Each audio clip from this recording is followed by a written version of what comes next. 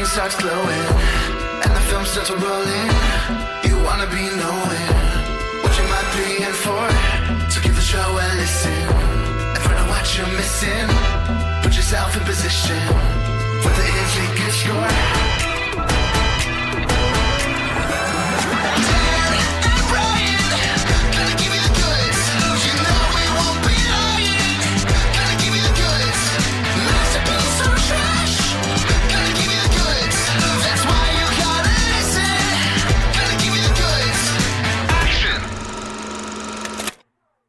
Hey everyone out there in Radioland.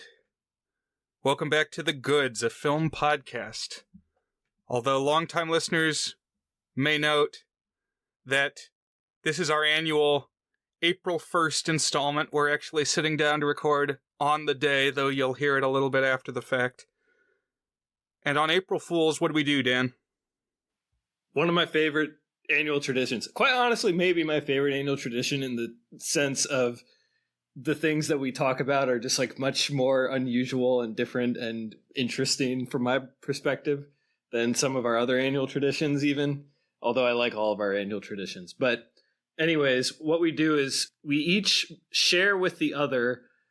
We've called it different things. I like quasi-film or not quite a film, something that is typically a recorded video that can be watched but is not actually what one would call a film. And so why don't we briefly recap what we've done in past April Foolses? We did Heavy Metal Parking Lot. We did, what's the date of the Garfield one? The hour-long Garfield review. 7/27/1978. That was our first year. Our second year, I brought the basketball game. And I think that was It's Potty Time for me. The potty training tape. Oh, two greats. Yeah. And then last year I brought Vines, the 6-second videos. We talked about it as a medium and then a specific collection. And remind me, what did you bring, Brian? Wow, we got to go back to the record books. I don't even remember. I remember talking Vine.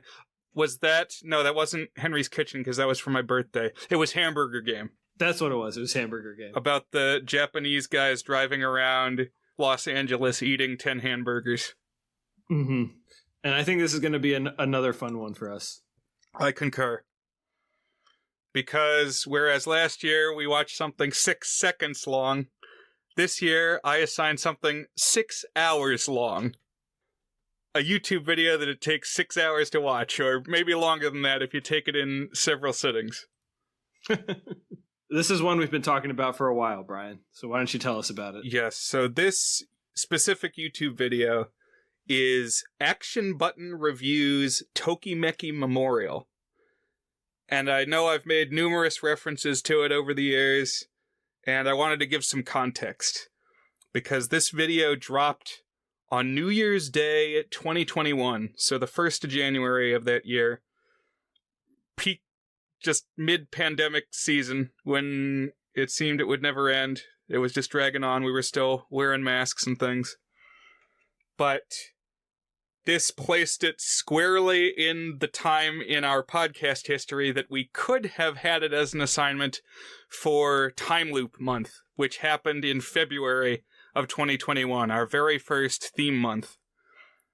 But at that point, we hadn't broken all the ground possible. We hadn't gotten to that level yet in our relationship, Dan, that I felt comfortable assigning a 6-hour YouTube video for the podcast. And also, we had never had an April Fool's episode at that point. It was just a twinkle in our eye. That's right. But listeners will remember that it's come up in discussion because this video definitely made an impact on me. I think it's got a lot of good material to talk about. It's just got a lot of material in general. It's very long.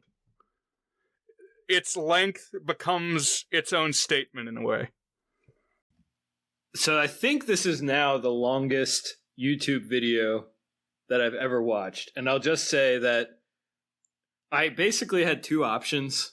One was to watch it at 1x and be doing other things while I watched, which would mean I wouldn't necessarily absorb all of it, or to watch it at faster than 1x. So 1.5x or 2x or something. And then I could probably like have my face on the screen for the entirety of the 6 hours thus compressed. But I felt like what was more in the spirit was the former, to basically let it play at 1x, even if I wasn't fully engaged with it. Now, if I had planned my time better, then maybe I could have found that time and devoted my full 100% attention to the 1.0x speed playthrough of this. But I don't know about you, Brian. I'm really busy right now. I traveled. I have all this work going on. I have all this stuff I'm trying to do for my blog and for the podcast. And it was hard to find time to do this, Brian. Yes. So I think that approach works well. Carry it with you through your day. Carry your tablet around or your phone or whatever you're listening to. Take it in while you're brushing your teeth or writing your emails. How many times do you think I've experienced this YouTube video, Dan? Oh, man. Well, it seems like 2 is not going to be the right answer. That would be my initial guess because you watched it when it came out and then in prep for this. But I'll put that as my guess, and then I assume that's going to be wrong. This was number 4. Oh, man. That's a whole day's worth. Fourth time, yes. So about once a year, I feel the inspiration. Is there anything that you consume at higher than 1.0x speed? Usually summoning salt videos, I will speed up. And then if it's something I have to watch for a class, sometimes I will speed it up. Okay. Also, the third time I watched the Jeffrey Dahmer show on Netflix, I sped that up. Gotcha. You watched it 3 times. I thought you didn't even like that. Oh, no, I thought it was good. Well, what did I say? I guess I did wonder at the time, I think I opined on how could something so dark and violent become like mass marketed entertainment. But I thought it was a really good character study. Interesting. Good performances by Evan Peters and the guy who plays the dad, who was one of the office lackeys in Cabin in the Woods. And also I think he was the dad in Step Brothers. Oh, yeah. I forget his name, but I know I can see his face. Yeah, distinctive character actor who pops up from time to time. Richard Jenkins. Yes. But we are here to talk about Action Button. Action Button is the persona, the like in-house production team of video game journalist Tim Rogers, who is this man who was 41 in 2021, or I guess late 2020. So approximately 10 years older than me and 8 years older than Dan. So he was a teenager in the 90s. Then he got into Japanese culture and went to Japan, worked for the Sony company as a game developer, and then focused on game journalism. And I believe ended up back in America. And there was a lot of things that I kind of brought to this that I'll bring up some of them as we go, is that my brother Will spent a lot of time in Japan. And I think I kept thinking of him when he was talking about his time in Japan. Yeah, I feel like Tim Rogers' perspective was probably in demand. Like, I feel if you're the person who has lived in America and then you go and you're like involved in development, and he didn't say that he worked on regionalization, but I feel like he'd be like a key guy that you'd want to talk to if you were like looking for an outside perspective as a Japanese developer. I mean, who knows, but it seemed like he definitely found his niche. Wikipedia says he's known for his verbose style. And that he writes these contemplative essays. He's almost like a journalistic approach unto himself. That he writes these memoirs, pulls his own history into discussion of the game, of the work that he's critiquing. A couple points before we dive into what's actually in this video. So I have assigned a review on the podcast before, but we didn't give it a rating. That was Jenny Nicholson's coverage of The Greatest Showman. Dan has assigned a review that we did rate, which was John Green on Auld Lang Syne. That is a review, although it's even more memoir than this, I would say. Like, the Jenny Nicholson one is barely even memoir at all. She mostly just talks about the movie. But the John Green one is like a history lesson combined with a reflection on his mentor that passed away. Right. But I guess it is a review, because he does give a review to Auld Lang Syne, a star rating to Auld Lang Syne at the end of the podcast episode. Right. Just in case anyone thought it was too far beyond the pale for us to review a review. It's not completely unprecedented, and also on April Fool's, all bets are off. I mean, I would argue that the Garfield one is a review of sorts, too. It's because he's kind of reviewing that strip in a sort of psychopathic way. I guess that's true. But the pipe strip is more a way of life. Is that more a way of life than what we watched here? I guess it is. I just mean more so than a review. Oh, okay. I see. It's a way of life for you. Or for, what was his name? Not Lionel Barrymore. John Blythe Barrymore. Lionel Barrymore's, great-grand-nephew or something. Right. What did he say? I'll have to look at this later. Ah, yes, I'll have to see this later. A classic. I'll definitely be talking more about 727 before we're done here. So this video, Dan, that I had you watch, has a runtime of 5 hours and 56 minutes and 26 seconds. How does that compare to As I Was Moving Ahead? That's a great question. I think that one is just under 5 hours, but let me look it up. It is 288 minutes, which is 4 hours and 48 minutes. So this just blows it out of the water. Yeah. It's got to be the longest individual thing we've watched, although I would imagine Gravity Falls is more overall time when we watch that show. Right, we added that up to about 1,000 minutes, so presumably more. Easier to take maybe in multiple sittings. But you may be wondering now, what is Tokimeki Memorial? And it is a dating simulator video game, which is kind of a stereotypically Japanese genre. A lot of time and virtual ink is spent explaining that this did not get an American release. It was only ever in Japan, only ever in Japanese.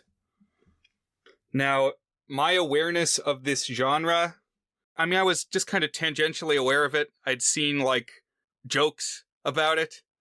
And, of course, I'd seen Gravity Falls by the time I saw this video. And Gravity Falls has an episode about Japanese dating sim games. So I saw Gravity Falls for the first time in 2017. I remember because I was Grunkle Stan for Halloween that year. And also, Louis C.K. was still on the soundtrack when I watched Gravity Falls the first time. Something that has changed since then. Who did they get? Did he voice it himself, or did they hire someone Alex Hirsch, yeah, himself, dubbed over.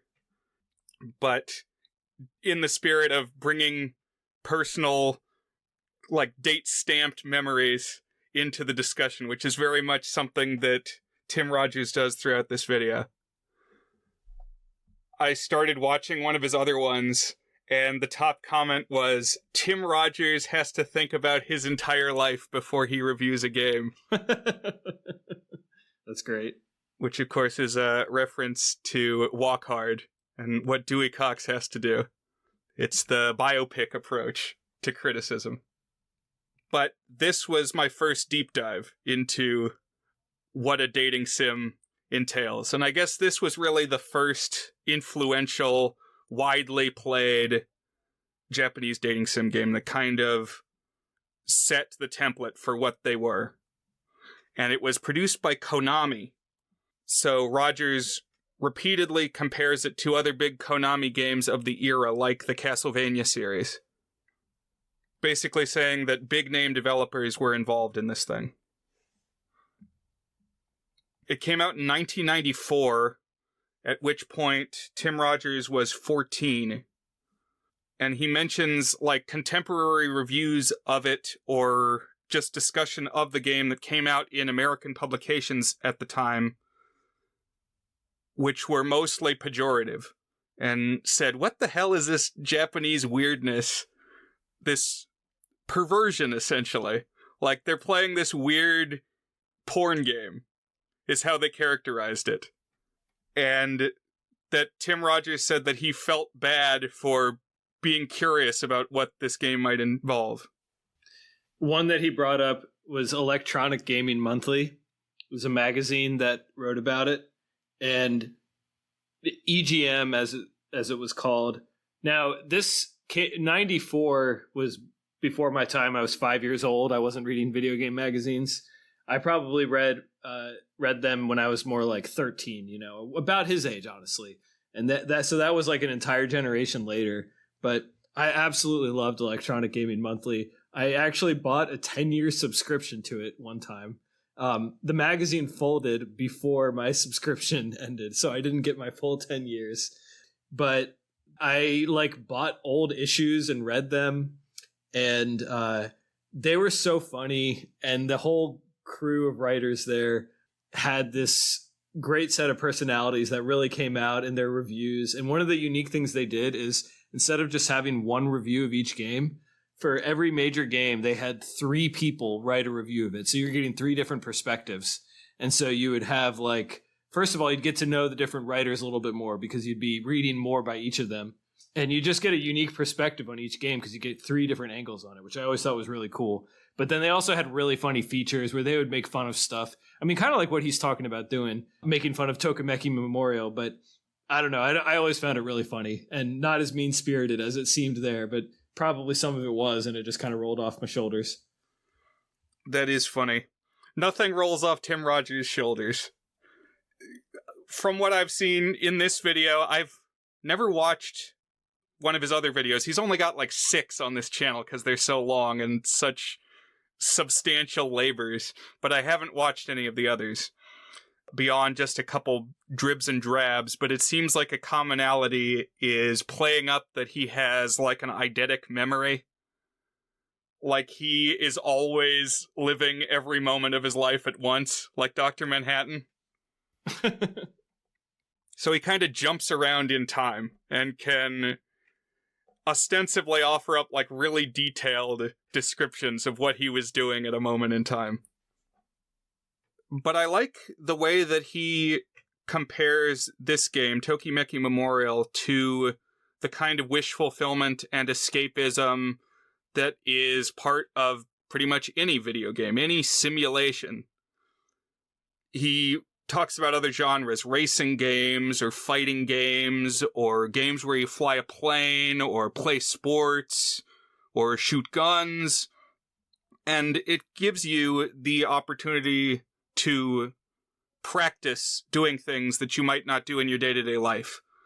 And he describes games as trial runs of possible futures. Like there are games where you drive cars, and it teaches you, or at least gives you the opportunity to, like, vicariously experience something that you may end up doing in your real life. This I found to be a stretch. I mean, I feel like he kind of cherry-picked ones that it would actually apply for. But there's so many others where it's like purely speculative, like you never actually could do it. I mean, I guess the idea is like you're putting yourself in that place and sort of imagining yourself doing it someday, even if you actually wouldn't. But I thought that was one of his more specious. I mean, I guess he was saying what he thought he did at 14 years old, so you can't really blame him too much. But yeah. Right. But that's kind of the springboard, saying that he was 14, the age of the protagonist of this game when it starts off, and that he was heading into high school, and that talking to girls is something he would have to contend with in the immediate future. The structure of this video, it's 6 hours long, and it kind of breaks down into 6 one-hour-long chunks. The first of which is introduction, just kind of saying what the video is going to be. And it's where we get a little bit of information about this journalism, the game's release in the 90s, where Rogers was at in the 90s, and a little bit about what his career has involved. There's a couple other 90s reviews that he repeatedly quotes as he dives into the game. And yeah, some of these, they come up so often that I got a little tired of them. But one is a review of Doom, which had been one of his previous reviews in this handful of like super thorough videos. And the reviewer like facetiously asked, why can't we talk to these creatures and reason out, like make peace via diplomacy with the Doom monsters instead of just shooting them? Wouldn't that open up a world of video game possibilities? Highlighting that this is going to be like a narrative, what do they call it? Interactive novel. It's very, very much dialogue focused. And that's going to be what creates the branching paths as dialogue trees. Another one of the reviews that he brings up time and time again was somebody critically saying that, oh, this is a game about women, but no women were involved. And he points out that actually there were some women involved. I don't know too much about the breakdown, but that's one that he talks about a few times. Right. Although he does not really deny that it's basically from a male gaze, which is kind of more to the point than the fact that there's no women involved. It's like made for a male gaze, at least I thought. That's true. Hour 2 digs into the premise and the structure of the game. So Tokimeki is onomatopoeia for a heartbeat. Like the original game that got reskinned in the West as Super Mario 2 is Doki Doki Panic. But more on topic is Doki Doki Literature Club, which also came out in 2017 and made a lot of headlines, but is very much like paying tribute to the established genre cliches of the dating sim and turning them on their head and turning it into a horror game.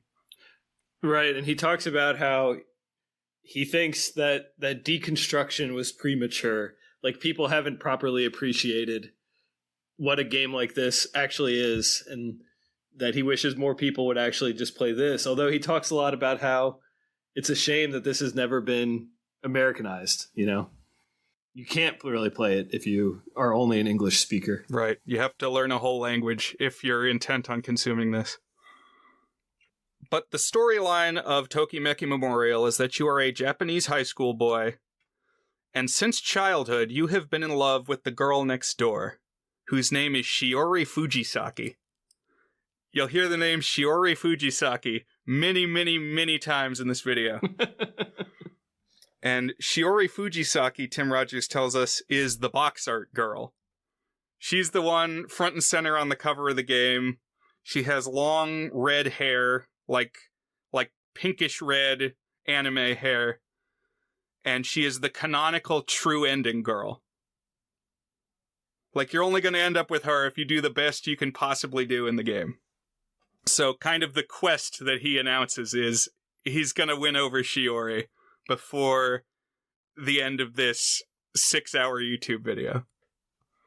School legend in this world holds that the lover that you wind up with under the camphor tree on campus will be the one you live happily ever after with. Did you have any spots like this on your college campus, Dan? Not really. We'll talk a little bit more about my romantic life as we go here. I ended up marrying my high school sweetheart, so like college romance wasn't really that much of a thing for me. I'm not aware of any romantic specific ones at the University of Virginia, though. Like, there's definitely traditions and like legends and stuff, but none about eternal love that I can recall. What about you, Brian, and William and Mary? Well, college romance was not much of a thing for me either, Dan, but the William and Mary campus definitely has one of these spots. It's called the Crim Dell. It's this bridge that goes over a little pond, and it's made out of red wood. And yeah, they say if you kiss on the creme delle, you'll be together forever. With that in mind, you have 3 years of high school left to achieve that goal. And you can end up with one or none of 12 possible anime girls. And they all kind of fill different archetypes. So there's the art girlfriend and several different sports-focused girlfriends. And a few others. I mean, there's 12 of them, but Shiori is the ostensible end goal. At least when you start out. The final boss, he calls her. Now, the way that the game works is you spend a lot of time in your room with a calendar open. And again, I haven't played it myself, but the way that it's described is that your main action is deciding how you will spend each week. A little like Oregon Trail, it kind of seems. That you like make a decision and then see how the decision plays out as the wagon advances. So like each week on the calendar, you can choose, are you going to study a school subject, or are you going to work out, or are you going to sleep, or are you going to focus on improving your hygiene? And then, like, once you've cast that die, the week advances. Then on the weekend, you can use your phone to call up a girl and ask for a date, or you can call your male friend whose name is Yoshio. And Yoshio is really important, because Yoshio keeps notes on how the girls feel about you. Because each of those things you can spend a week doing buffs one of your stats. So it's like you can put points into being good at art, or being good at science, or being good at sports, or having good fashion, or being strong. And as you raise your stats past certain thresholds, you're going to start drawing the attention of girls at your school. But each of these girls who you add to your Rolodex have designs on you. They all want you, and so they also all have opinions of you. You need to keep them all on your side and be aware of what they're thinking and feeling about you. Essentially, they're all plates that you need to keep spinning. And you need to use Yoshio's crib sheet to keep track of all this stuff. And what it boils down to is you need to date them all at once. Just every girl you know, you need to be dating. A little bit. Right, but not too much. So, yes, you have to control your stats, which will determine which girls you meet, how many you know at a time, and how they are all regarding you. Because if you make one feel dissed or neglected for too long, she can bomb you, which means spread rumors that will lower your stats and your regard and esteem among all the girls. This just seems chaotic, psychotic. It's so much. I don't think this is how it really works, Dan. Yeah, I don't think in real life you make everyone happy when you're dating the most possible different women. But there is something, it's like psychologically, they say, again, this is just pop psychology. I have no idea how true or false this actually is, but I've heard it, that you become more desirable as a potential partner if that woman sees you with another woman, because then it triggers like the competitive mating or whatever, like instincts that we have. Like, oh, she wants him. Well, now I need to want him. And so it's, it's a classic experience, maybe not experience, but story where, someone is dating someone else. And then as soon as they break up, nobody is interested in them anymore. Because also then it's like sending the psychological message that, well, hold on, if she broke up with him, now he's tarnished goods.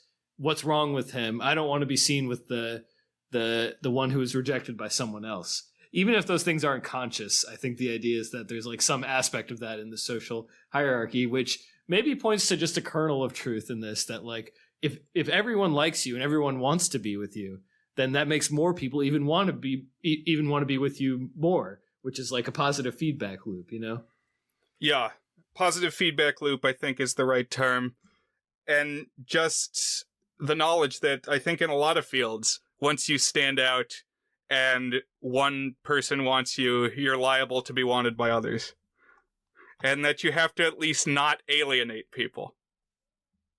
Things grow more complex because in addition to dating these 12 possible girls, you can take them to 12 possible locations. On each date, you are presented with 3 dialogue options, which will affect how they feel about you. Like which one you choose, it's like Telltale games. They will remember that. But also there's like calendar events. There's all the Japanese holidays, and when did you set your birthday, and when is Shiori's birthday, and what clubs are you in at the school, and like what birthday gifts are you giving people? What are you getting as birthday gifts? All of these are things that can cause the story to branch in different ways, which encourages you, as Rogers will point out, to try again. Try for different possible outcomes. So the 3rd and 4th hour of this YouTube video are dedicated to 2 different playthroughs. But it's not playthrough 1 and 2. It's playthrough 1 and playthrough 14. Because Tim Rogers played this game enough that he played through for every girl's outcome, and then he didn't even stop there. At least what he says is he played like the whole Tokimeki series and the side series, and like was doing, you know, semi-tangential tied in, like viewing television dramas and just like pulling in all the possible media he could talk about. And I wonder how much of this is even real, or if he's doing multiple things at once, or how it worked out. But he definitely played the game many times. And the way that he frames it is that the 2 playthroughs he's going to highlight are the ones where he pursues Shiori. And the first playthrough, he's going to try to do it naturally. Make the choices that make sense to him to get to that end result. Play through as though it were his very first time playing the game. And that doesn't work. He ends up not succeeding in his goal. But he says in his 14th playthrough, he does succeed, and yet is just as miserable. He says miserable failure and miserable success. I found this really evocative. Also, while he was in the process of editing the video, before he turned it over to us, the viewers, he says he played 6 more times. So 20 times total. But yeah, evocative. Because what are some things we see in these playthroughs, Dan? So there's a few ways you can talk about this right here. So you can talk about like what he actually discusses. And I'm also interested in like the very nature of the format of what he's doing, of like talking about this in such depth, and the way that he kind of obsessively captures details and thoughts about this. So the first bit, like what is he actually talking about? I mean, he kind of shares things that happen, and he's got like full high def screen captures of them. So you're seeing it play out, and he's narrating over it, but including some of the sound clips from the game, which is all in Japanese. He talks about how there's been all these different releases on different platforms, but how a bunch of them have really good voice acting. But of course, it's Japanese only voice acting. So we hear some of that, and then he translates it for us, and he kind of calls to our attention some aspects of the presentation, like the way that they react to certain things, some things about how they say things, or like what we can be led to read from their reactions and stuff. Right, subtle changes to their facial expressions. And it's interesting because he kind of treats it as like the psychology of a real person, and essentially argues that like that it is sufficiently sophisticated in its programming that it behooves us to treat these as real people and like trying to respect them as such, I guess, and like think about how they might react to things as such. You sound dismissive. I mean, he also later comes to the conclusion that everything is a formula and a set of numbers that's operating under the hood, which is kind of how I feel too, especially a game that's like this branching. At some point, you're just like submitted to the algorithm, but in a way that's presented to make you feel like you're immersed in the story, I guess. But that said, I didn't really begrudge him the way that he talked about it. Like I think he was on his bullshit again. Like I think it was a little exaggerated, but I did appreciate the earnestness. I found it very infectious, actually, like very contagious, the enthusiasm that he felt, and like the topics that he's talking about, like nostalgia and even phantom nostalgia of like what your life could have been, really resonated with me. Because like this is, if you've ever heard me talk about stories that I've written or I've read or movies that we've talked about, what's a Dancore movie? Like this whole coming of age thing and like figuring out who you are as a person and how that relates to like who you want to spend the rest of your life with and who makes your heart feel full has always been something that's been extremely evocative to me. And he takes that very seriously and like brings himself into it too, which again, I found infectious. Right. So this would have been perfect for Time Loop Month discussion. It's very much about time loops because the way that it shakes out when he plays through the game is he definitely doesn't succeed with Shiori the first time. Because to succeed with Shiori, you need to have like top stats in every category and also be rebuffing all the other girls and avoiding the bombs. And it's like spinning 12 plates at once. It's just chaos. And he gets into some of the things we talked about when we watched Groundhog Day, which is like, if you win somebody over by just memorizing all the right things to say and the right places to be over the course of a day or a year, what have you accomplished? And we talked about how that was like really manipulative and it was a power imbalance and you were like pulling the wool over the eyes of the woman by doing this, and just like you've lived a million lifetimes and that just gives you such an advantage that it is inherently exploitative. Tim Rogers, though, also points out that you lose yourself in doing that.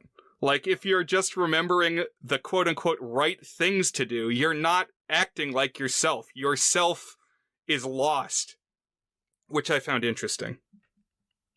Specifically, he has an encounter in the game where he's on a date with Shiori, and they're like at a fair or something. And he sees, well, there's like a comment from the character, the protagonist character in the game that he like looks off to the side and he says that there's a hero show going on down the boardwalk, which I guess is like a Power Rangers thing, like a Super Sentai demonstration. But in one of his other playthroughs, he knows that Shiori doesn't like Power Rangers. And so he makes the protagonist character ignore the hero show. And it's like, oh, well, for romantic success, do you need to, like, forget your own hobbies? Do you need to not watch Power Rangers because that's a dorky thing to do, and that'll lose you points on your stats, Dan? It's interesting. I mean, obviously, like it, as you've been saying here, he draws in his own beliefs and philosophies and like how it made him think about his own life. And also just your philosophy playing a game like this, which is a role-playing game of sorts. Normally when you think of an RPG, it's you're shooting something or stabbing something, fighting it in some way to get experience. But here, instead of doing violence, you're doing dialogue and wooing. And he talks a little bit about that, about the concept of objectifying your target, whatever the target is, And also, like, he talks a little bit about the concept of min-maxing, which is like where you, exactly what you said, where you're playing to like maximize the likelihood of a thing you want, not quote unquote true role playing, which is like where you do what you think you should do, which is the spirit of a role playing game. You're the one in the game. You should be doing what you want to do, not necessarily buffing this stat or that stat just to optimize the game, you know? It makes me think of one time we played a board game, Brian. It was hosted by our friend Colton. It was not Eldritch Horror, Arkham Horror, I think it's called. And you were a magician. And there was like things you could do to change your stats, and you refused to do it. You said it's the magician's code. And I appreciated that. You were the magician. You had to play like you thought a magician would play. Yeah, that was the name I decided that night to give to my own habit of playing games, which is if it gives you the option to spend a turn on exchanging your tiles, don't do it. I don't do it. I feel like those are my God-given tiles. I don't get to have say over what I was dealt by the hand of destiny. And I respect that, yeah. It made me think of the Seinfeld episode where George is going to do the opposite of his instincts, and suddenly he becomes really successful. It's like any interaction he has during the day, he's gonna resist his instincts, and he skyrockets to acclaim. A classic. Dude, the more that we talk about this, the more connections I have to You Belong With Me. It's crazy. Which, at this point, I guess we'll say is what we're going to talk about in addition. That's what Dan has brought to the table. And I don't believe that you decided this before watching the video. I genuinely did. I had a short list of a few things I was going to talk about. And I'll tell a little bit more about this, but I definitely picked this before I actually started watching. That's impressive, because it like blew my mind. I started up the music video. I thought, whoa. And yeah, the reason that I like this Tokimeki video so much is how often Tim Rogers brings his own life into it. And it's like he's living every stage of his life at once. And very much, there's this phrase that he uses when he's talking about how, like, in the 12th playthrough and the 13th playthrough, he's remembering things that he learned in the previous playthroughs and these different lives that he's lived. He talks about that previous life long ago, which is also saying that he is remembering these past moments in his own life that have gone by, and yet they persist in a way, or at least the lessons that we learn persist. One thing, Brian, that he brings up fairly early is the concept, the thought exercise that I certainly have engaged in myself. We might have even talked about it on the pod before. I think we did. But if you were given the option, would you transport back to your high school days, let's say, kind of having learned the lessons that you have subsequently learned in the subsequent 20 years since you graduated high school? And he says that he doesn't believe anyone who says no, that basically everyone should and would do this.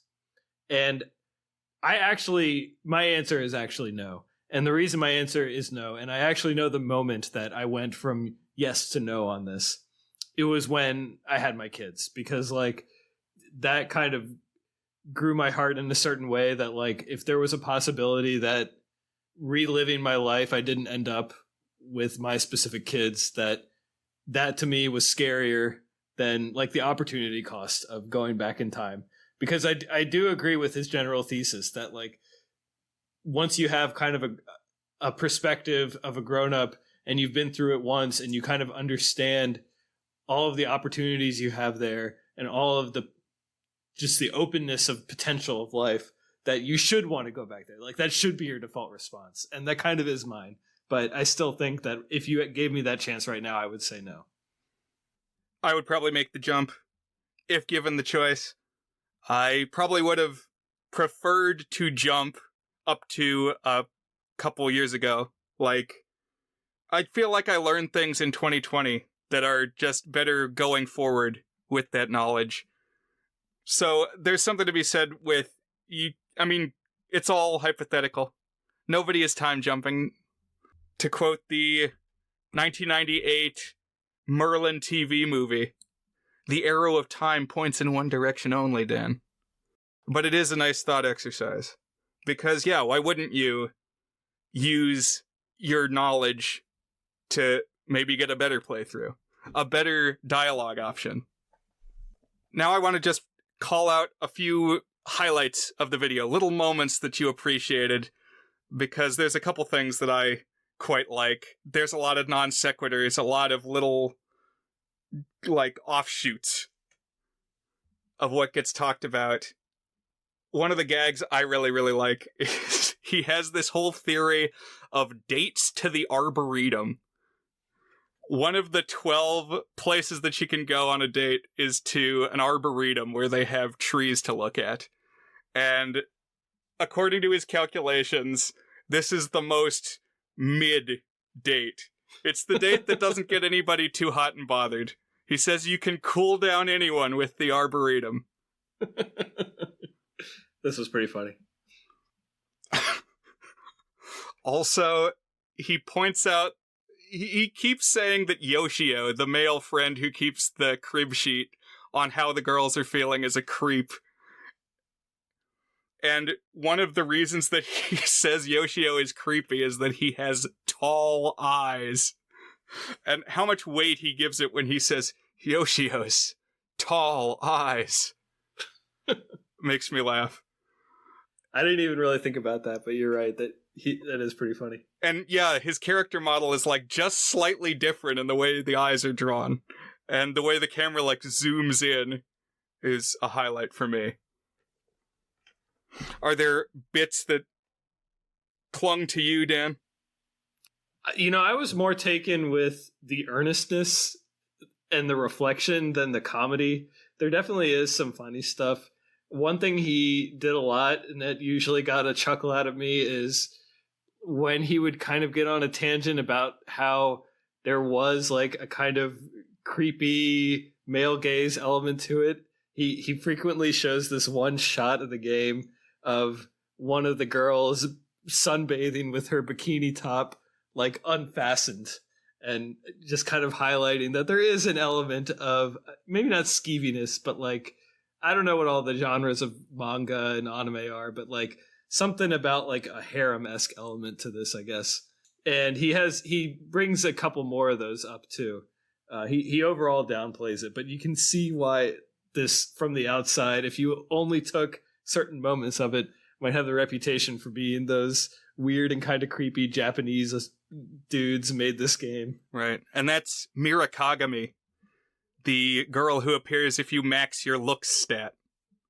Which leads me to my next question, Dan, which is, which girl would you have gone after in Tokimeki Memorial? To be honest, I didn't really internalize who all the different ones were. I liked hearing him talk about why he was drawn to the one athletic girl and how that related to his own history. Wasn't there like a techie one, though? I like the techie type girls and the bookish type girls. So when he would talk about those, I'd be like, okay, I can see the appeal of that one. Yeah, my pick is Yuina, the tech girl, who is the mad scientist. She's like the yandere, and she uses you for experiments and laughs when you're electrocuted. Yeah, that's a good one.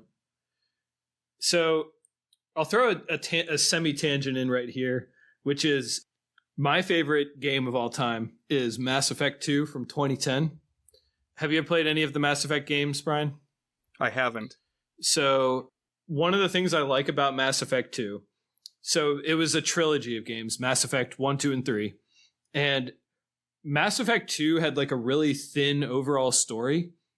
Basically, there's this one creepy race of aliens, and there's like kind of 3 quests you need to go on, and then you can go smoke them out of their base. And that's it as far as the main quests. But the rest of the gameplay is you're like on a spaceship, and you have these different crew members, and you go on these, they're called loyalty missions, where you basically go on these quests to learn more about these characters and help them resolve some unfinished business. And as you do it, you get to know more about the character. And if you get them to like their happy ending of their loyalty quest, they like when you dialogue them, when you're just hanging out on your ship in between missions, they open up to you more. And a whole bunch of the characters, you can actually like go down a romantic path with them, which has been the source of some cynicism online. Like, oh, it's basically like a horny simulator as well as like a shooty game. But I actually really like this aspect a lot. Like, first of all, it connects more with like the characters and you just care more about them. If you can like also be able to connect with them on a romantic level, like in a real role-playing aspect. And even more so, it basically like it really does feel a little bit more like role-playing because the characters that you choose to get closest with, whether just like through the dialogue options or even the romantic options, you kind of says something about like who you view your version of the captain to be. His name is Commander Shepard. And he can be like all sorts of different things. That's part of what Mass Effect is all about, is you can be a renegade who's kind of a badass and doesn't go by the book, or you can be like a paragon, which is someone who does follow the rules. And each of the different characters in the game, like kind of represents some aspect of what Commander Shepard could be. And I always liked that, you know, it wasn't just a way to like, oh, I'm going to have my character kiss the blue-skinned alien. Like, it actually had a role-playing element.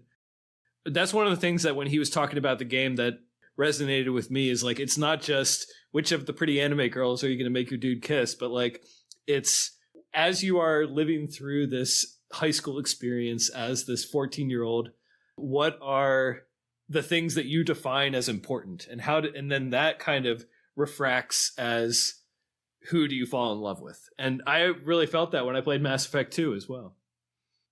Right, I think that's what's most evocative about this video. And if I'm going to give it one demerit, it's that, so he gives us a couple anecdotes about past, like what might have been relationships that he experienced. The swim team girl in the game who appeals to him, he relates to a real girl that he had a crush on in high school who was on the swim team. And like several of the anecdotes he keeps checking back in with over the course of these 6 hours that we spend with him. And he says that at one point, like in his 30s, he did run into this woman again and said that he had a crush on her back in the day, and they actually did go on a date to White Castle, I suppose. So that was a good story. But there's this other one that he like really builds mystique up about, something that happened on the 13th of September, and he keeps intimating that he's going to tell you what happened, that like it led somewhere, that he like knew this woman for years and years, built up like a professional and then a friendly relationship with her, and then it's like lost in the shuffle. He never tells you how that story ends. And I wonder, maybe hasn't one of your brothers watched other Action Button reviews? Yeah, I think Will has. I wonder if the final chapter of this story is in another video. I feel like in the movie Bedknobs and Broomsticks, there's a spell book that the main character has the book up until like halfway through the crucial spell and is looking for who has the other half of this book. That's how I'm feeling. I want to know what happened on the 13th of September. So was it this September 13th or September 15th? I thought I remembered hearing September 15th. Okay, maybe it was 15th, but it's a specific date, and ultimately it's unimportant which date it was because we don't know what happened on it. Right. Now, if it was September 13th, that would be even more spooky because September 13th is a very important day for You Belong With Me, which I will talk about later as well. Different year, but yeah. Okay. Well, we're almost there. After the 2 playthroughs of the game that are highlighted, there's like an hour spent on, so why should we care? What does this mean to the industry? What does it mean to me? And then the final hour is like an appendix. Like it's just kind of rambling. The second and third time I watched this video, I just watched through the playthroughs. But I actually did appreciate this ending bit more now, because he actually like thanks people who have submitted their writing to him, which I guess a lot of people do. Hey, read my essay. Hey, read my review. And he singles out one person who sent something in and says, "Keep writing, you've got something," which I appreciated this time. And I think it goes to show that you do build a community doing these reviews. Something we've experienced just the tiniest little sliver of. We don't get 2 million listens. But, I mean, I would want Tim Rogers to say that I wrote well. I think that carries some weight, even if his prose is very purple. And that's Action Button Review's Tokimeki Memorial from the very first day of 2021. Do you agree, Dan, that it would have been good for Time Loop Month? Yeah, although to me that was just one component of it. You definitely could have included in it, but I don't know. I guess the way that he kind of wraps up his thoughts on it do kind of align with some of the values and that we talked about time loops essentially having to emphasize with the Groundhog Day rules that we kind of talked about. So I think, yeah, and obviously when he talks about going through and seeing all the different realities of like running the different playthroughs, that very much is the essence of a time loop. He even talks about Groundhog Day in there. Yeah. A couple extraneous thoughts. One, the presentation's really good. He did a terrific job editing it, and that makes a big difference, I think.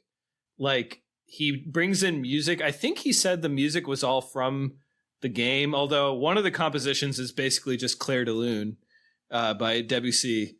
I don't know if he pulled that in separately or if that's one of the songs in Tokimeki Memorial, but I liked the background music because it like sets the tone very well, and he pulls in like textures and images and stuff from it as background when he's talking too.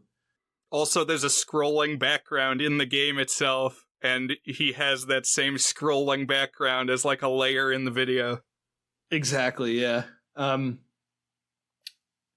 And I guess to kind of go back to what I said a few minutes ago about like the way that he talks about it and the very essence of him doing this, I was also kind of using this as a referendum on long form YouTube videos.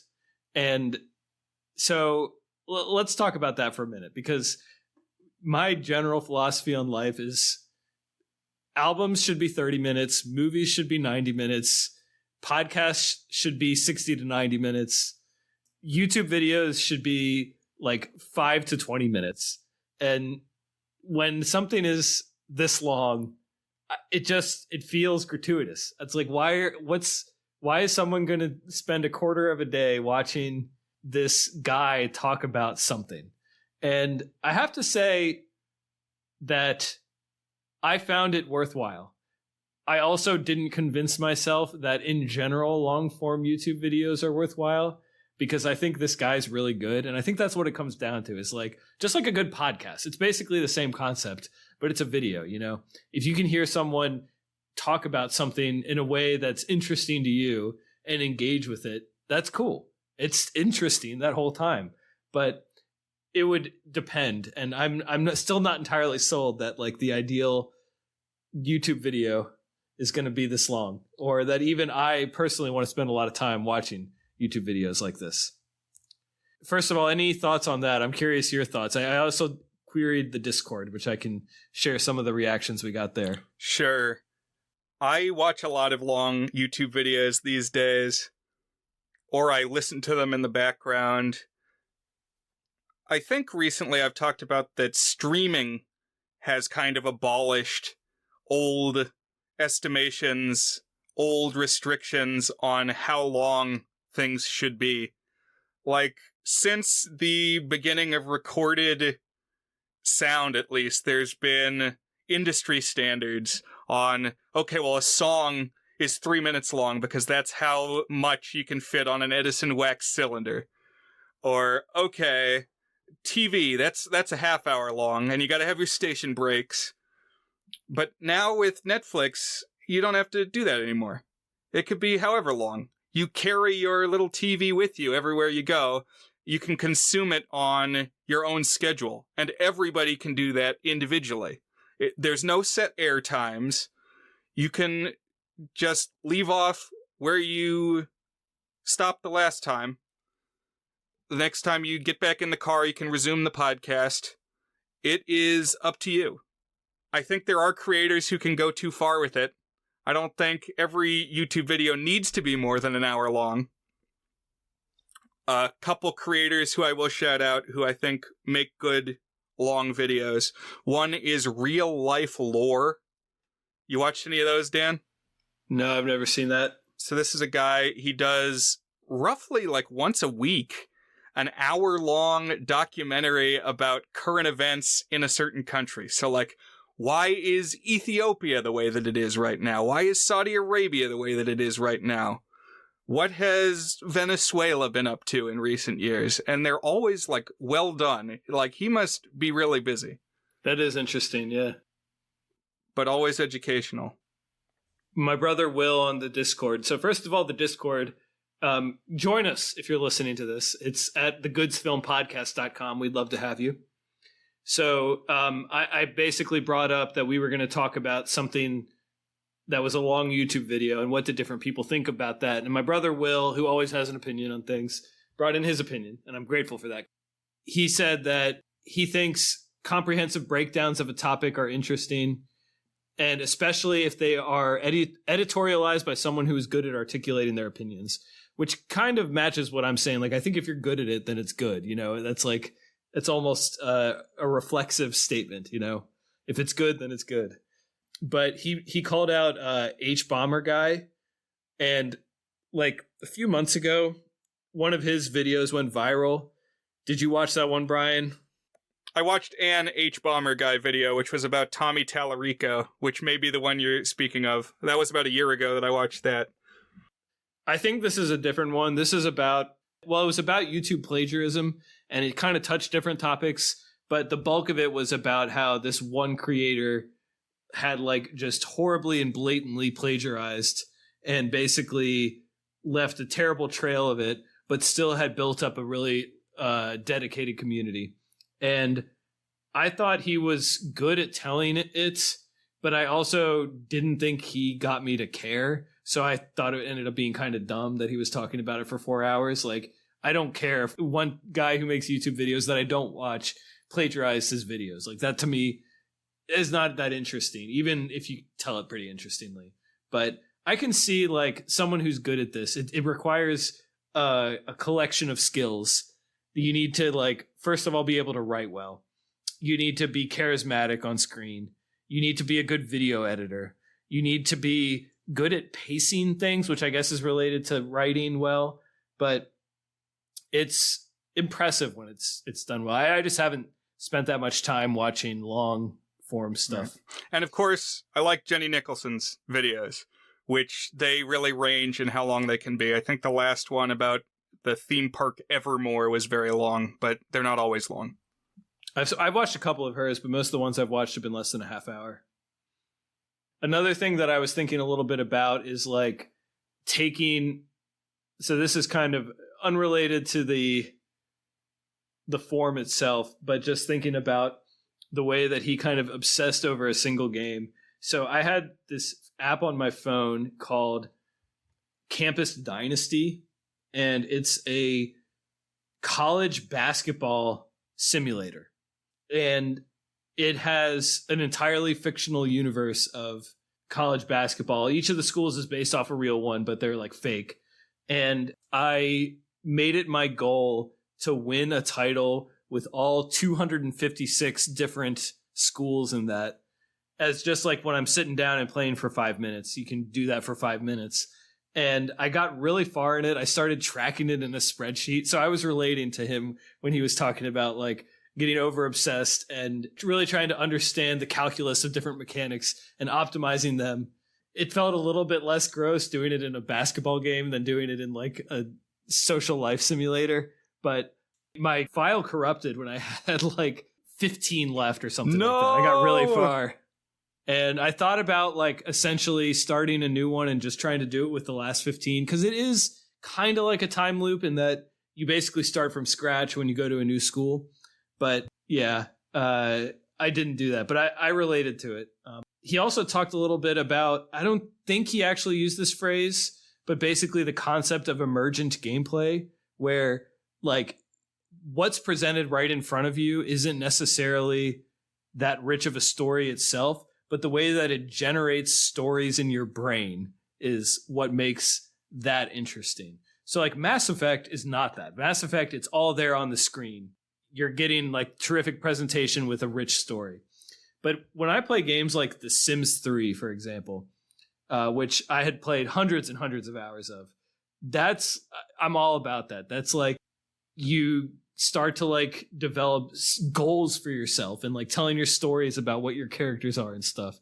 And that's just so satisfying when you find the right game that like clicks in your brain that sort of way. And I've dabbled in video game development, and the kind of thing that I would want to make would be an emergent gameplay type experience that's more of like a sandbox than an actual scripted game.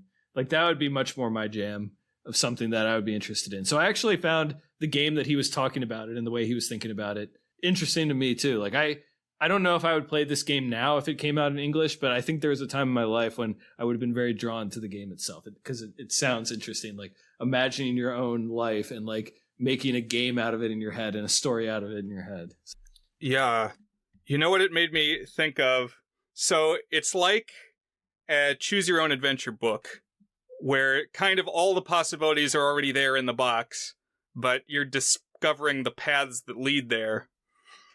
And there was this one book in the series of Choose Your Own Adventure that comes up in like cracked articles and BuzzFeed listicles of, did you know that, and I'm going to look up the title. The title was Inside UFO 5440. And what made this one special is the story has you on a UFO that's bound for a treasure planet, like a Shangri-La heaven planet. But none of the paths lead you there. Yet there is a page in the book where you get to the treasure planet. And the only way you can find it is to cheat.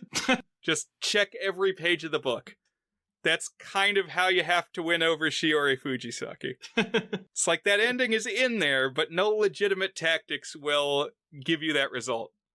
And in so doing, it kind of makes the whole thing a statement on the ludicrous nature of what you're doing and the like inhuman nature of what you're doing. Yeah, I found that really interesting when he was talking about how basically, what's her name, the main girl? Shiori Fujisaki, Dan. Shiori Fujisaki. I don't know why it didn't stick in my brain because he says it about 10,000 times in those 6 hours. But how she basically becomes not even a character herself, but like a symbol of the girl that requires us to be perfect. Like this image of a perfect girl that is just totally unattainable when there are all these other not quite so perfect people that could be the one for us. And how just pretty interesting way of that he kind of talks about it as like, even though like it kind of tries to raise her up, it ends up dehumanizing her even more and making her less of like a believable character that you care about in that way. It's pretty interesting. So, Brian, one thing I did is I think I already alluded to this, but I asked our Discord what they thought of long YouTube videos. And it was actually quite divisive. There was not at all a consensus. It was a pretty even mix of people who said they don't watch long YouTube videos. They'd much rather listen to podcasts or watch actual films, which to me makes sense because like if I'm sitting down in front of a screen, I want to be consuming a movie in general. Not always, but in general. Whereas a podcast has some of the appeal of like a long YouTube video of someone talking about something they care about, but I can do it while doing something else. That was something that came up a couple times. But a bunch of others said they really like them. And one thing they mentioned is something that you kind of said, which is that you don't have to watch it in one sitting. You can watch it when you want to watch it in the way that you want to watch it, which I respect. I think that's kind of cool. You can be second screening it or while you're folding laundry or something like that. I feel like it broke down kind of by age also. there's like a tipping point where the younger folks liked it and the older folks didn't embrace it as much. But also it's like a very fine, I mean, 1 year, one way or the other could change your opinion. Or that could just be a hokum theory. Yeah, I guess you're right. Like the people younger than me seem to say basically, yes, they like to watch them. And the people older than me said basically, no, they didn't. So maybe there's something to that. But it's key, I think, that you bring up podcasts. I mean, we do a podcast and the episodes tend to be pretty long. This episode is getting so long, my computer just crashed and we had to reboot. It always seems like the episodes where we talk about nothing run the longest. Who knows, Brian? It's Seinfeld, right? Right. So now we'll do our signature section where we each give the not quite a movie a rating on our 8-point goodness scale, ranging from very not good, which is a 1 out of 8, to our masterpiece rating toward a good, which is an 8 out of 8. So I guess I'll go first on is Action Button Reviews Tokimeki Memorial from 2021 good? And I kind of feel about this the same way I do other things where I got something out of it. I don't entirely get it, which would usually put me at like a 5 or maybe a 6. But on the one hand, I really liked a lot of what it was, which makes me think 6. On the other hand, I felt like it was just drowned in 6 hours of content, which didn't always enhance it. Like you probably could have gotten close to the same impact with like 2 hours or something. But I don't know. The length of it also does add a dimension to it. I'm going to give it a soft 6. Very soft 6. Very good. Because honestly, it did inspire me. It made me want to be more like him when I talk about media that I love. The way that he did it. Where it was earnest and personal and enthusiastic and unashamed of loving what he loved. I like that. And I'm going to try to take some of that away with me. But what about you, Brian? Is Action Button Reviews Tokimeki Memorial good? Yeah, I like this. And you described it more eloquently than I'm going to, so props for that. I think Tim Rogers is very well spoken, and that's why I think his seal of approval on somebody's writing as the very last beat of the video does carry some weight. I'm going to give this a 7. Exceptionally good. It's stuck with me over the years. I think it is a good musing on the same type of themes that come up in time loops of the idea of living the same moment again, or even just thinking back and looking forward. Like, how can we take what we learn in the days and years of our lives and use that knowledge to steer us toward a better future? And what does it mean to have a simulation? I like this presentation. I think it's too long. That's what saves it from the 8, what holds it back. I think the Garfield video that's 1 hour is perfect. This didn't need to be 6 hours. Maybe 2 is a little tight. I don't think it needs to be more than 4.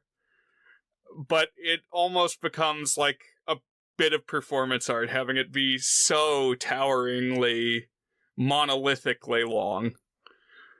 So I don't know. I still think very highly of it. I'm glad that we finally got to watch it after years of me talking about it. But a little too long. Yeah. No, I think there's something to that. And one thing that I didn't like is that he constantly referenced how long it was. And to me, that was a little bit too far. It was like, do your thing, but if your thing is not being self-conscious about it. So like talking constantly about how long it is just didn't feel like in the right spirit of it, and just kind of annoying. That's true. Yeah, too lampshady. But that's all right. One final thing about the video. There's a moment when I liked every time that he like explained an element of Japanese culture that I wouldn't know what it was. Like what a giri choko is. But he also had this moment when one of the girls is wearing a patterned ski jacket, and he's talking about like this prominent brand of Japanese ski jackets. And he said, okay, top 10 game jackets. And then he says, no, I'm not going to do that right now. But I really wish he had done that, because I was ready. I wanted to hear his thoughts on who had the best game jackets. And it made me think, Dan, that there have been at least twice on this podcast that you have pointed to a jacket in a movie and said, I like that jacket. Give me that jacket. I remember the zombies one. I don't remember what the other one is.